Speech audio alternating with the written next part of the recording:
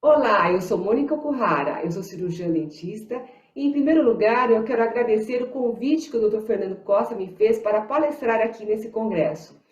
Quero dizer que para mim é uma honra estar aqui com vocês, nessa grande família da hipnose, de pessoas que gostam, que praticam a hipnose e que estão dispostas a divulgar a hipnose pelo mundo.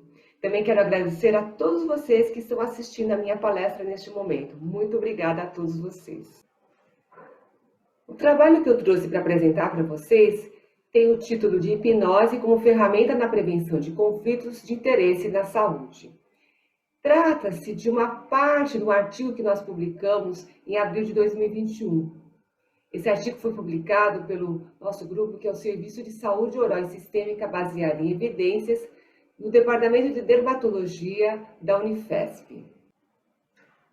O meu contexto dentro da hipnose é que atualmente estou como membro da Câmara Técnica de Hipnose do Conselho Regional de Odontologia do Estado de São Paulo e desde 2020 também coordeno o Grupo de Estudos de Hipnose na Odontologia. Esse grupo foi formado com o apoio do Grupo de Estudos de Hipnose da Unifesp, um grupo que é coordenado pelo professor Dr. Osmar Colás. Nesse grupo, nós fazemos reuniões online mensais, onde trazemos temas pertinentes à hipnose. Inclusive, esse artigo, ele também foi colocado no grupo e, devido à sua extensão, nós realizamos 4 reuniões para discutir o tema. Você poderá fazer parte desse grupo também. No final dessa apresentação, eu colocarei para você os meus contatos, onde você pode me procurar para que você seja incluído no grupo de estudos de hipnose da odontologia. As reuniões anteriores também estão disponíveis no YouTube, que também tem o título de Grupo de Estudos de Hipnose na Odontologia, onde você poderá ver na íntegra a discussão sobre o tema que está sendo proposto aqui. Embora, com certeza, nós não conseguirmos estender toda a completude do tema nas discussões online. Então, eu convido a você que possa ler o artigo que está em inglês. Bom, tudo começou em 2019, quando eu e o Dr. Monson, que também é dentista e também é membro da Câmara Técnica de Hipnose do Conselho Regional de Odontologia do Estado de São Paulo e é coordenador do Serviço de Saúde Oral e Sistêmica Baseada em Evidências do Departamento de Dermatologia da Unifesp. Então, nós estávamos conversando e fizemos uma observação de que alguns colegas, cirurgiões dentistas, estavam sofrendo processos movidos contra ele por parte de pacientes. E também percebemos que esses colegas, na grande maioria dos casos, eles venciam esses processos, porque eles faziam as boas práticas clínicas. Aí nós estamos nos questionamos, por que será que então, apesar das boas práticas clínicas aplicadas, por que será que esses pacientes, mesmo assim, moviam processos contra dentistas? E aí nós nos deparamos com alguns questionamentos, como, por exemplo, será que seria apenas má fé por parte dos pacientes? Ou então, será que a comunicação entre o profissional e o paciente não teriam sido efetivas o suficiente para que evitasse um conflito entre ambas as partes? Aí, nós então colocamos uma hipótese. Será que a hipnose poderia ser um auxiliar na prevenção de conflitos entre profissional e paciente, uma vez que a hipnose ela é uma comunicação efetiva? E a partir de então, nós começamos a fazer o nosso estudo com a intenção que a hipnose, como comunicação efetiva, pudesse melhorar a assertividade interventiva em um ambiente de incertezas, que é o nosso próprio ambiente clínico do dia a dia. Porém, o nosso estudo ele foi muito mais extenso do que nós esperávamos inicialmente. Então, nós tivemos também a participação de outras áreas, de outros colegas, de outras áreas do conhecimento. Então, nesse estudo, nós tivemos a participação também do Grupo de Estudos de Hipnose da Unifesp, que é coordenado pelo professor Dr. Osmar Colás, e também pelo Grupo de Estudos de Comportamento Humano, também da Unifesp, coordenado pelo Dr. Paulo Melo. Nesse estudo, nós tivemos a participação de 12 autores, dentre eles 3 dentistas, 3 médicos, 3 psicólogos, 2 advogados e uma pedagoga. Isso foi necessário devido à complexidade do tema, porque, de acordo com as nossas buscas na literatura, nós percebemos que seria mais eficaz para que nós todos pudéssemos trabalhar juntos para o melhor entendimento do tema. E assim, primeiramente, de uma maneira bastante breve, vamos definir o que é conflito. O conflito seria quando no mínimo duas partes entrasse em uma contradição, tivesse um choque, uma luta de princípios, propósitos, atitudes, mas também sabemos que o conflito ele é inerente à natureza humana e ele é inevitável. Sempre nós vamos entrar em algum tipo de conflito em todas as áreas da nossa vida, em algum momento de nossas vidas. Isso porque as pessoas são únicas, elas têm diferentes comportamentos, diferentes ideias, diferentes visões do mundo, diferentes interesses, objetivos e necessidades. E é claro que também todos nós estamos contidos dentro de uma família, dentro de uma sociedade, que, claro que apresenta sempre valores e crenças diferentes. E aí, então, os conflitos entre as pessoas, mesmo dentro de uma mesma família. Bom, os conflitos podem ser de fatores comerciais, políticos, sociais, religiosos, enfim, dentro de grupos, né, grupos de amigos, grupos familiares, enfim, eles se encontram em diversas áreas das nossas vidas. Para nós, agora, prestadores de serviços, dentistas, no caso, ou então até nós estendemos agora para todas as classes de prestação de serviços na área da saúde, claro que nós estamos sujeitos a conselhos de classe, conselhos de éticas, e que também dizem respeito, em algum ponto, ali sobre os conflitos de interesse que devem ser evitados. E a própria Agência Nacional de Vigilância Sanitária, a Anvisa, aqui do Brasil, ela também tem uma resolução onde fala sobre os conflitos de interesse e que devem ser evitados. Agora, no nosso dia a dia, na clínica diária, nos nossos consultórios, nas nossas clínicas, nós também temos outras necessidades, né, que nós precisamos também estar atentos. Por exemplo, nós temos as nossas necessidades econômicas, né, na nossa gestão da clínica, onde nós temos que verificar desde os nossos fatores econômicos de custos, de prestadores de serviços, de colaboradores, de fornecedores. E além disso, desse gerenciamento, nós como profissionais precisamos estar atentos sempre às tecnologias novas, que a todos os dias estão surgindo, seja em aparelhos, sejam em maquinários, sejam em tecnologias de software, de internet, enfim. As tecnologias sempre estão se renovando e nós precisamos estar atualizados quanto a isso. E outro fator que, talvez o mais importante deles todos, né, que é a nossa educação continuada. Nós precisamos estar continuamente sendo atualizados, até que nós realmente decidamos que nós não vamos mais exercer o nosso curso clínico. Então, é importante que nós tenhamos as nossas atualizações nas melhores evidências possíveis dentro da área da saúde. Isso é muito importante porque cada vez mais é pedido para nós que nós tenhamos essa atualização, não dá mais para nós nos basearmos apenas nos livros antigos, nos nossos conhecimentos anteriores, mas sim é importante nós estarmos atualizados. E para isso eu trouxe aqui para vocês um conceito da medicina baseada em evidências que está no National Institute of Health e foi introduzido em 1997. Aqui vale para a saúde baseada em evidências, que é uma abordagem da prática da medicina com o objetivo de melhorar e avaliar o atendimento ao paciente. Requer a integração criteriosa das melhores evidências de pesquisa com os valores do paciente para tomar decisões sobre cuidados médicos. Esse método ajuda os médicos a fazer o diagnóstico adequado, elaborar o melhor plano de testes, escolher o melhor tratamento e métodos de prevenção de doenças, bem como desenvolver diretrizes para grandes grupos de pacientes com a mesma doença. Esse quesito que eu trouxe aqui para vocês é justamente para que nós possamos fazer as nossas intervenções, nossos planejamentos, enfim, que nós possamos fazer as escolhas das diretrizes que nós vamos tomar, baseado nas melhores evidências, para também evitarmos que tenhamos conflitos no decorrer dos nossos trabalhos. Vocês já devem ter percebido que, desde a pandemia, a palavra evidências, os estudos baseados em evidências, estão cada vez mais na mídia. Então, por exemplo, foi comum e é comum até hoje nós ouvirmos em relação à pandemia a necessidade de cada vez mais ensaios clínicos randomizados que possam nortear as diretrizes de tratamento de vacinas para o Covid-19. E também é comum hoje, eu percebo que tem pacientes que vêm ao consultório e me perguntam, doutora, o que é um ensaio clínico randomizado? Então é importante que nós tenhamos esse conhecimento e também estejamos atualizados nesse sentido. Nos conflitos de interesse, existem elementos centrais, que são o profissional de saúde e o paciente.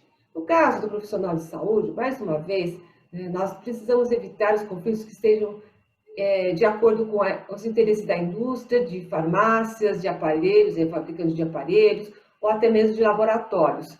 Porque existe uma escolha que a gente, se formos basearmos em critérios em que os fabricantes nos fornecem as informações, muitas vezes essas informações podem estar enviesadas, porque existem interesses mercadológicos dos seus produtos. Então, é importante nós verificarmos esses vieses antes de tomar a decisão para a escolha desses produtos, uma vez que nós podemos ter desfechos inesperados e indesejáveis, bem diferentes daquilo que o nosso paciente está esperando de nós.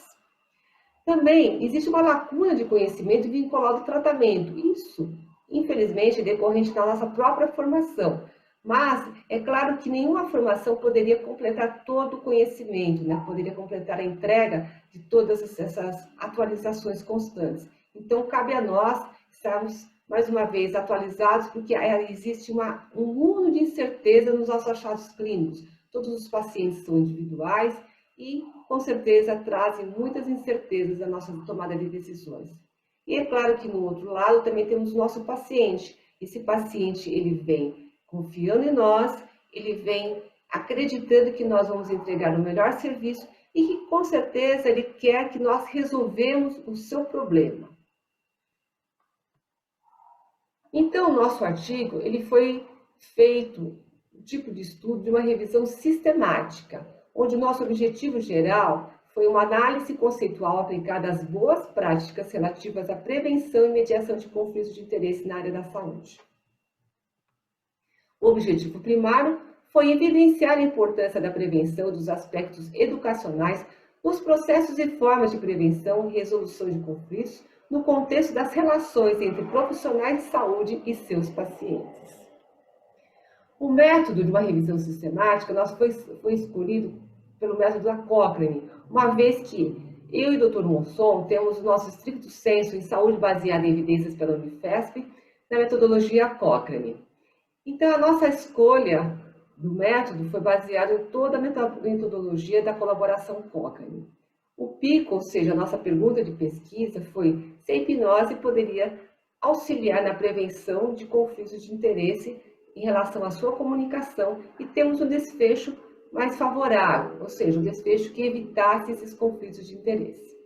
É lógico que a nossa busca foi feita com vários escritores, mas para realçar para vocês foram os conflitos de interesse e mediação.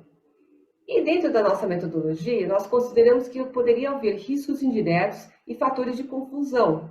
E esses fatores poderiam exatamente culminar nos efeitos adversos e eventos inesperados, que seria o próprio conflito em si. As buscas foram abrangentes, nós fizemos as buscas em todas as bases de dados possíveis, inclusive nos clinical trials. Também fizemos a busca em livros, em congressos e também na literatura cinzenta.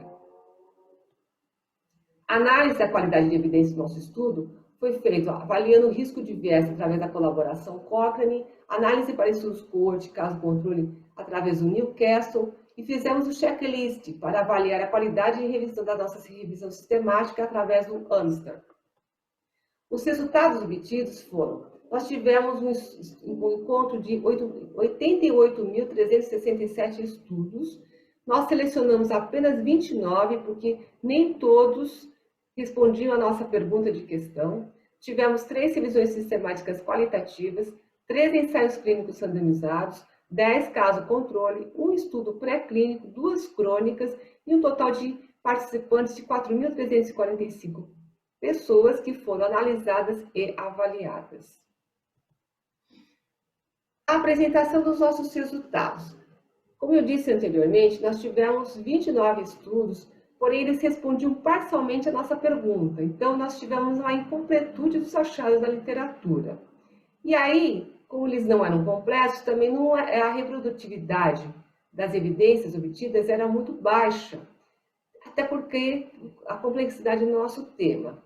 E aí nós tivemos um alto grau de heterogeneidade, ou seja, nós tivemos estudos desde revisão sistemática, como ensaios clínicos, até crônicas. E nós não podemos misturar, por exemplo, ensaio clínico com o caso controle. Então, dessa forma, devido à alta heterogeneidade dos estudos, nós não pudemos realizar uma meta-análise dos estudos que foram fornecidos. E assim nós fizemos uma análise qualitativa, uma descrição dos nossos achados. E para isso, nós fizemos também essa discussão com a opinião dos pesquisadores especialistas. E dessa forma, nós então dividimos a nossa discussão nos tópicos entre saúde, educação e justiça. Bom, foi consenso de todos os pesquisadores que os conflitos de interesse são generalizados e inevitáveis. E dessa forma, nosso desafio não é erradicar os conflitos, mas sim reconhecer e gerenciá-los. E também que nós pudéssemos levar esses conflitos como uma ferramenta de crescimento, onde nós pudéssemos promover um processo educacional que gerasse habilidades socioemocionais com a possibilidade de compreensão do processo positivo desses conflitos. E assim fizéssemos uma pacificação nas relações, onde pudéssemos, então, ter uma melhor qualidade de vida. O relacionamento profissional-paciente. Relacionamento é a base da manifestação humana. Então, diante dos conflitos, nós temos dois tipos de conteúdos. Os conteúdos objetivos, onde nós temos os resultados desejados incompatíveis com a expectativa daquele que nos contratou, ou seja, o paciente ele tem o serviço contratado, né, e ele muitas vezes tem uma alta expectativa em relação a tudo aquilo que nós estamos ofertando a ele. Então, é preciso que nós deixemos muito claros todo o planejamento, todas as formas de tratamento, todas as possibilidades viáveis para ele e que ele entenda, compreenda perfeitamente tudo aquilo que está contratando, porque muitas vezes ele cria uma expectativa tão alta e se sente insatisfeito e aí os objetivos realmente são contraditórios daquilo que ele esperava. Quanto à cognição, os cognitivos, em relação aos valores e ideias, mais uma vez completando os conflitos objetivos, onde os pacientes muitas vezes têm valores e ideias diferentes daquilo tudo que nós fornecemos a eles. Quanto ao processo relacional, existe uma relação, claro que existe uma relação entre o profissional e o paciente, em todo momento, é a relação comercial, uma relação de tratamento, uma relação que nós estamos entregando o serviço, é uma relação profissional. Então, nós precisamos sempre entender essa relação mente-corpo, que existe o tempo todo.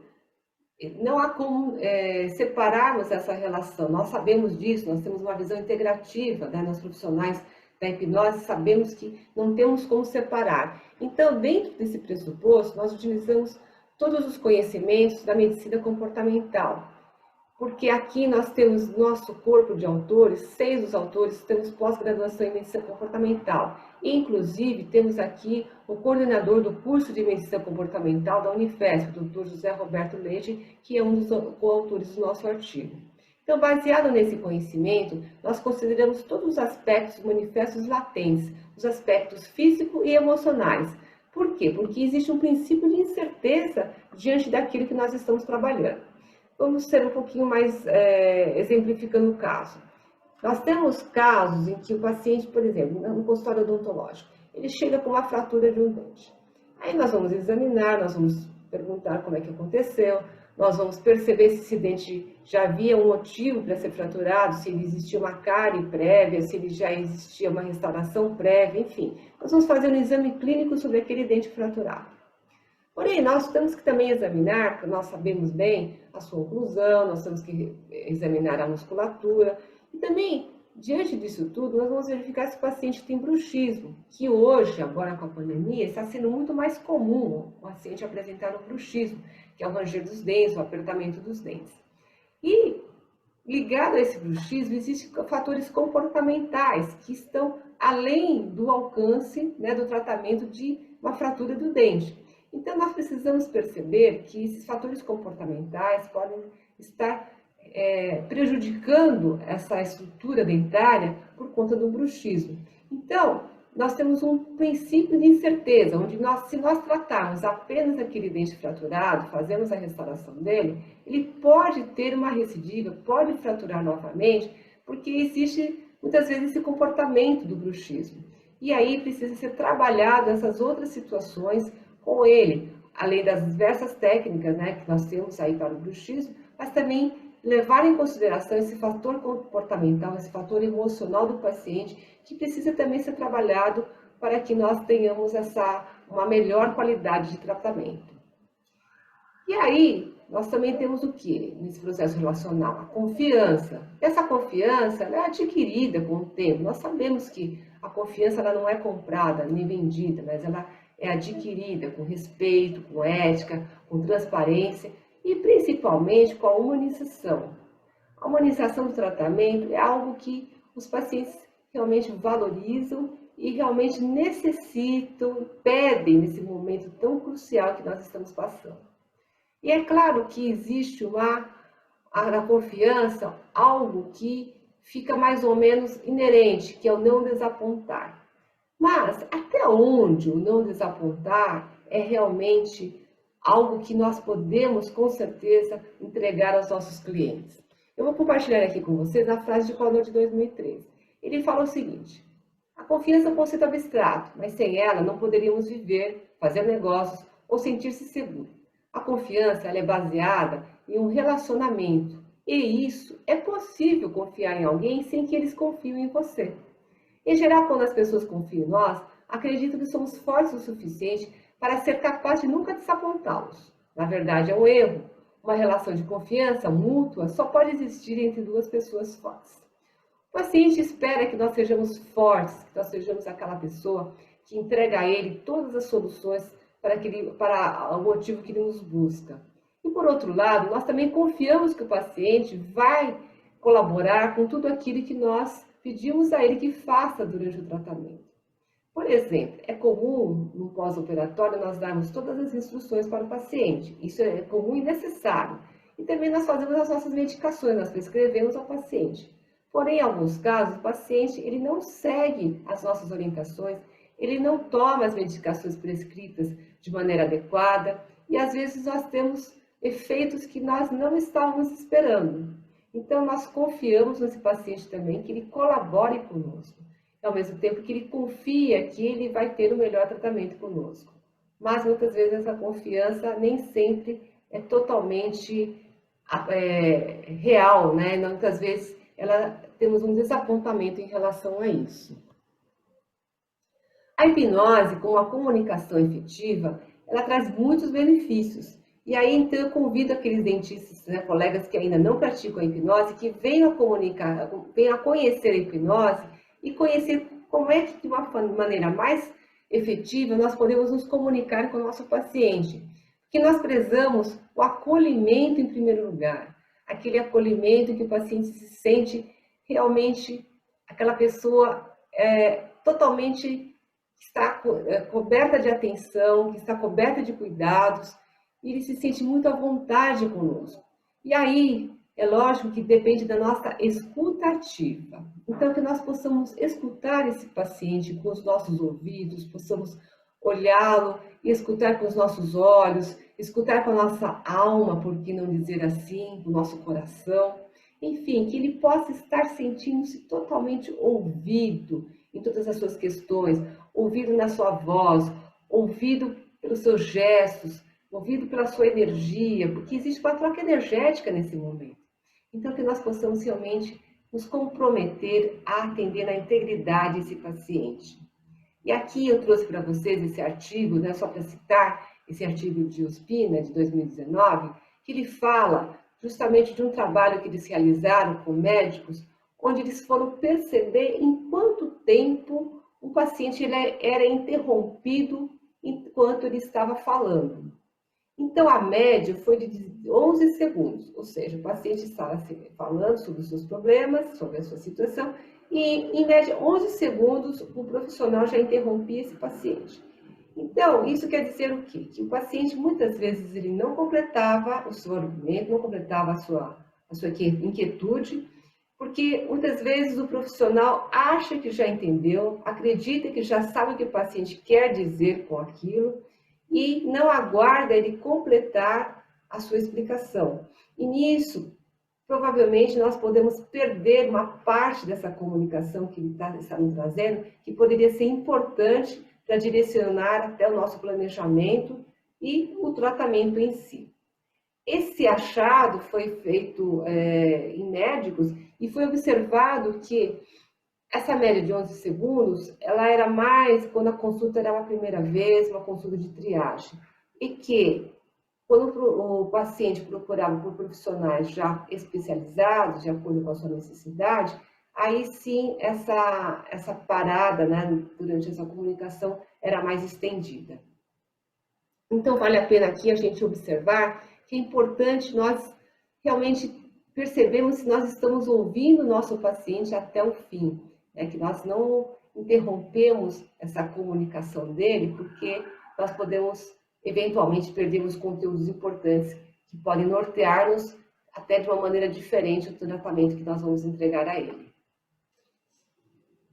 E aí, né, seguindo com a anamnese, que nós possamos, então, ser bastante atentos com o paciente, porque a anamnese em si, ela pode ser terapêutica ao nosso paciente. É nesse momento que nós estamos desenvolvendo um rapport com ele. E muitas vezes o paciente traz muitos conteúdos que, na verdade, ele nem tinha pensado ainda sobre eles. Por exemplo, na anamnese eu pergunto para o paciente como está o sono dele, e ele muitas vezes nem tem se dado conta de como ele tem dormido mal. E aí começa a perceber que existem outros fatores que estão acontecendo na vida dele que fazem com que ele tenha uma noite de sono mal dormida. E aí, a partir dali, ele começa a entender um pouco mais a dinâmica do dia a dia dele. É importante porque ele vai norteando outras áreas da vida dele que provavelmente ele precisa ter mais atenção. Então é importante esse cuidado que nós estamos tendo, essa extensão dessa anamnese, que ela pode auxiliar esse paciente a até procurar outras áreas da saúde em que ele sinta uma necessidade de acordo com a nossa anamnese. Então nós vamos avaliar todas as necessidades e satisfações desse paciente e aí vamos juntar ao nosso exame clínico e também aos exames complementares para entregar ao paciente nosso planejamento e tratamento. E aí verificamos todas as possibilidades viáveis a ele e que se estão ou não de acordo com as expectativas dele. Se não estiverem de acordo com as expectativas, nós precisamos deixar tudo muito claro até onde é possível entregar esse tratamento a ele e que ele entenda tudo isso muito antes dele contratar os serviços. É importante ele ter claro tudo aquilo que ele vai receber, que ele vai contratar. E é importante que o profissional comunique isso de uma maneira bastante assertiva, não pode haver meio termos.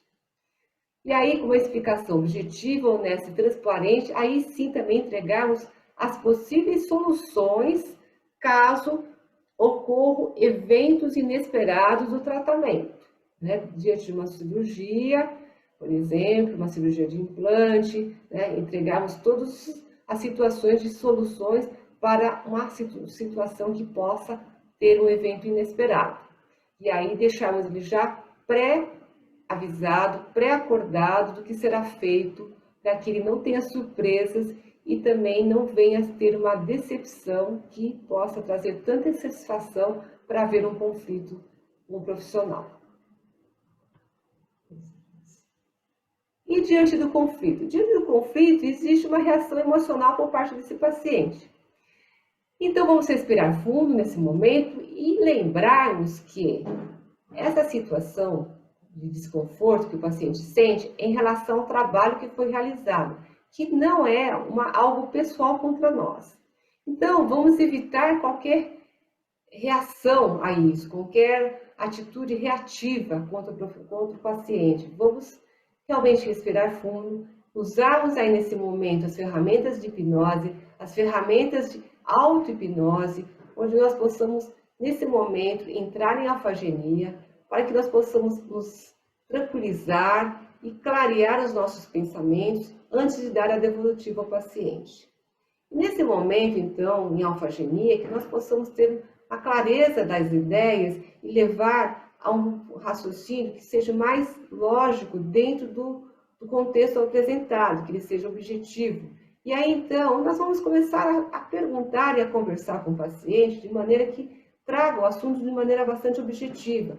Porque muitas vezes, numa reação emocional, as pessoas começam a levar para um outro lado, um lado pessoal de tudo isso, e acabam sendo invasivos, acabam dando a entender situações que não são concretas. Então é importante que seja objetivo, sim, o assunto tem que ser objetivo para que possa encontrar essa solução o mais rápido possível. Então, se nós estivermos em alfagenia, podemos levar para um momento mais objetivo e também, quem sabe, trazemos esse paciente para a alfagenia para que ele possa raciocinar melhor dentro do contexto, possa entender melhor o contexto que está sendo apresentado. E aí que nós possamos, então, entregar a solução o mais breve possível.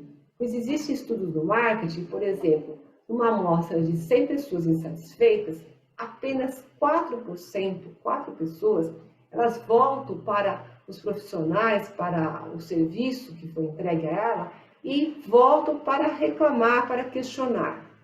E dessas 4%, 50%, ou seja, duas pessoas, elas voltam a fazer negócios com a pessoa ou com o local, né, que entregou esse serviço a elas.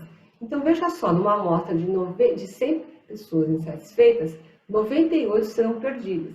Importante, então, que nós possamos entregar o mais rápido possível uma solução que seja boa para todas as partes, para que, então, quem sabe, temos de volta esse relacionamento com esse cliente insatisfeito. Então, aqui a hipnose, nós trazemos ela como uma ferramenta onde, utilizando a alfagenia, nós podemos ter uma clareza de pensamentos, tanto do profissional como do paciente, para que então possa dissociar a situação de maneira que nós possamos olhá-la de maneira clara e objetiva, observar os comportamentos presentes e assim tenhamos uma solução para esses conflitos.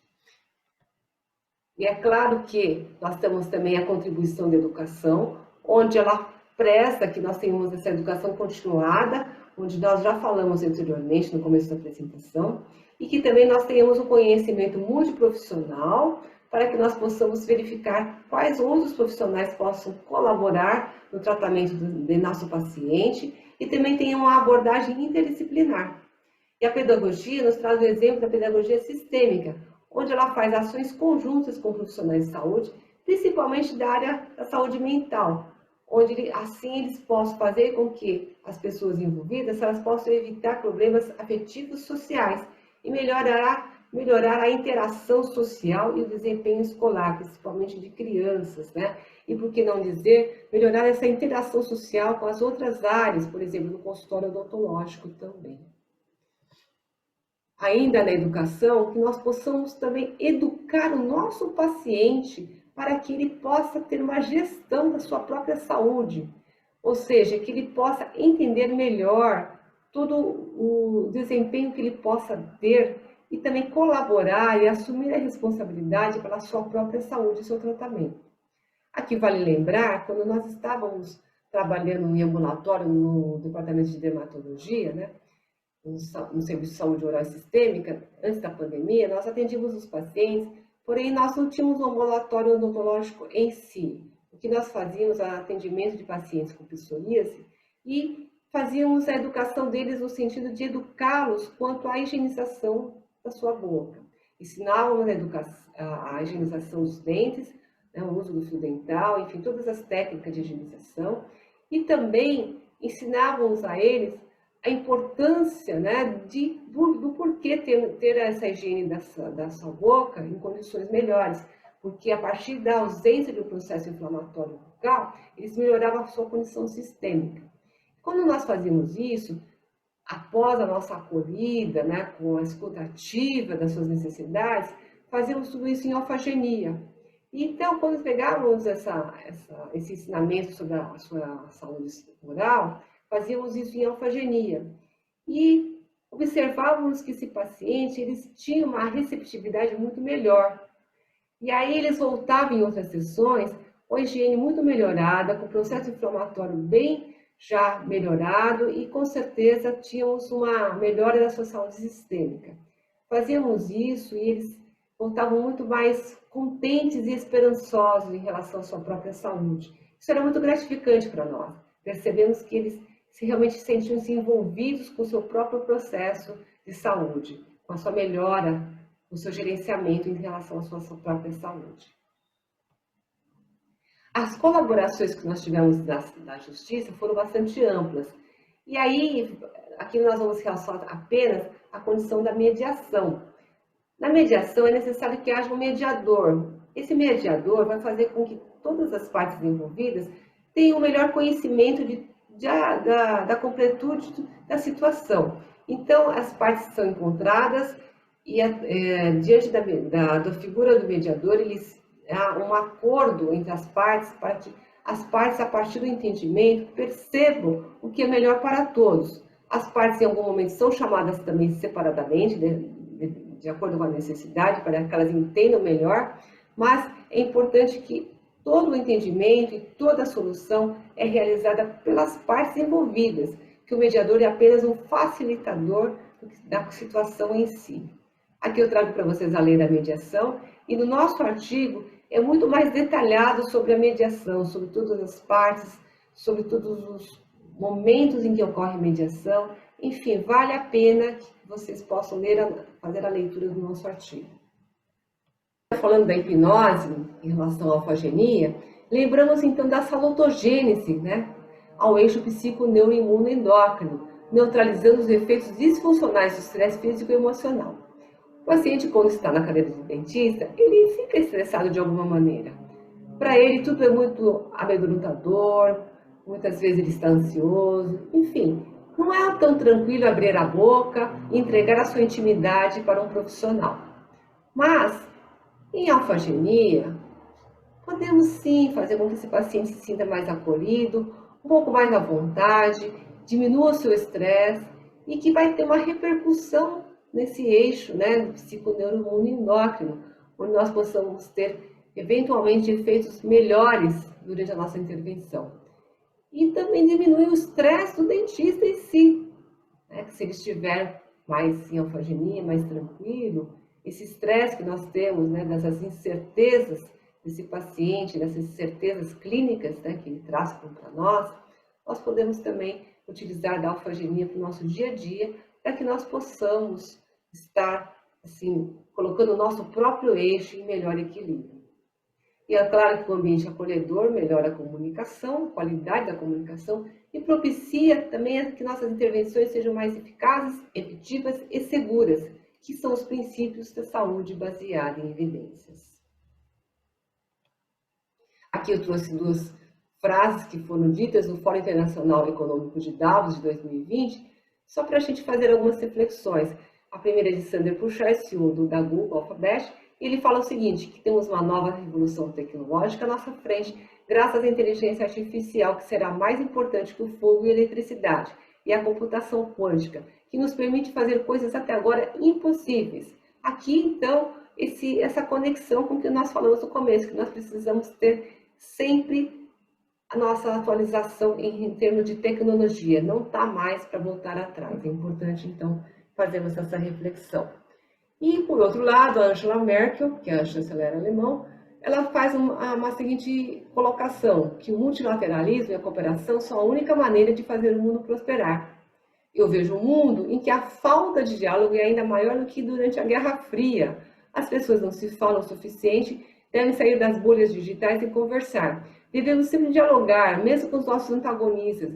Estamos diante de uma transformação histórica. Devemos criar cadeias de valor completamente novas, também explorando o potencial da digitalização. Precisamos investir mais em inovação e tecnologia. Nesse contexto, ela traz para nós a necessidade da comunicação, do diálogo, porque as pessoas estão hoje dialogando mais pelas redes sociais, o diálogo talvez seja até um pouco mais frio, né? Porque nós, até com a pandemia, nós temos que manter o distanciamento social. Então, nosso diálogo que nós temos no nosso consultório, que é presencial, né? E tem essa vantagem, que realmente seja mais humanizado, que nós possamos estar um diálogo mais humano, né, com as pessoas, mais amoroso, e que aproveitarmos esse movimento que é presencial, né, nosso atendimento, e que seja então um atendimento inovador, né, unindo a tecnologia com a humanização. possamos, então, ser inovadores nesse aspecto dentro da odontologia. E aqui, para encerrar, essas duas reflexões que nós fizemos ainda em nosso artigo.